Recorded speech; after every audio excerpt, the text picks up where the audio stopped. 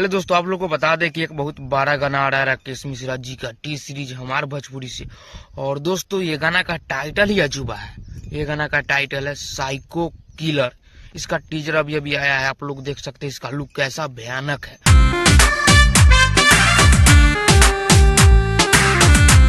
और आप लोग को बता दिए दोस्तों कहीं ना कहीं ये हाई ब्रास्ट ये सॉन्ग देखने को मिलेगा, इसलिए कि हाई बजट का ये सॉन्ग देखने में लग रहा है। दोस्तों आप लोग को बता दिए सॉन्ग गए आप लोग को राकेश मिश्रा जी एंड सृष्टि भारती जी। और ये गाना को जो म्यूजिक दिए हैं छोटू रावत जी, काफी शानदार ये गाना हिट होने वाला है दोस्तों। इसका प्रीमियर में टीजर लगा था दोस्तों, आज आया है। कल टीजर लगा था और आज आया है।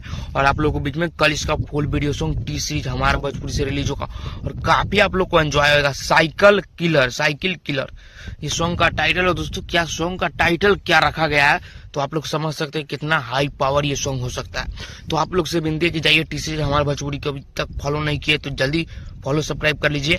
और ये गाना को अवश्य सुनिएगा टी सीरीज हमारे भोजपुरी से, और ये गाना को अवश्य ट्रेंडिंग में पहुंचाइएगा।